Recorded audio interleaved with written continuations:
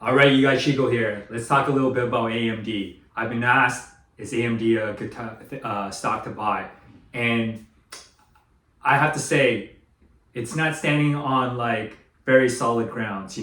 It's all about like future promises and future speculative success. Because I mean, they did have that recent deal with OpenAI, where OpenAI will plan to use their chipset to build the 6 gigawatt factory starting at the end of or second half of 2026.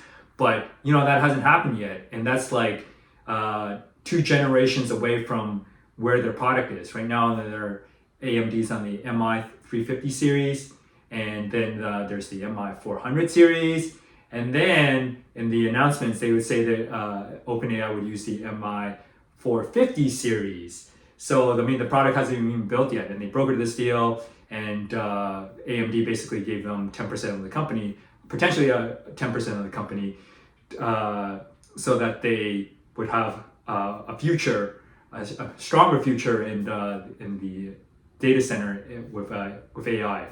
So with that said, I mean, the present sales of their AI chipset is not exactly like taking off and carrying the stock up. I think after the last quarter announcement, it was only through their some conference where they're announcing the 350 series, and that kind of like had some analysts pump up their stock target, and so their stock went up a little bit, and they're riding this AI euphoria, but they're not standing on like solid ground that is lifting them up, unlike other companies like Nvidia, as an example. So I can't recommend buying AMD. I mean, it has potential. It's like if you, I'm not against it if you say you want to buy it, but I just can't recommend it. And then you also, maybe if you did have to buy it, my view is maybe you can pick off certain times to get in and out. Like maybe earnings, there people are waiting for something, and if there's a whole bunch of like money piled in the near term, and like the next earnings, maybe the one thing is not to hold before earnings, maybe unload it all, unload some or something like that, and potentially maybe the the investors will sell off after their earnings, because AMD is a very news driven, and then you can get in after that. So yeah, but who knows? But to contrast that, maybe AMD would make some more deals or something like that. So it could go the other direction too. And but you have to think about that. That's what I'm really trying to get at. Because I got to think about that if you want to invest in AMD. Lisa Su is a great CEO, very technical person, and definitely has brought AMD back from the grave, back when it was like only a few dollars a share. And they make great CPUs.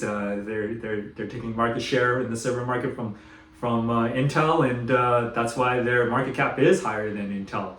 But yeah, their valuation's up there. Their data center revenue in the last quarter was about 3 billion, and the market cap for the stock is like, I think, about 350 billion today or something like that.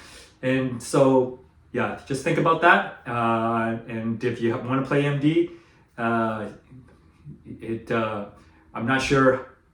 It's hard to predict. That's what I'm saying, and so you got to think about it.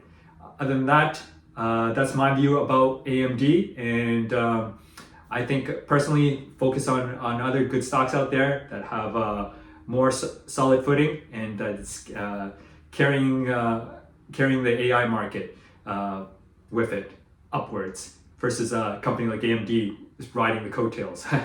Okay, so yeah, you can follow my buying and selling series, and there's a portfolio there. We have stocks like Broadcom, we have like Oracle in there, and that portfolio, and others, and it changes all the time.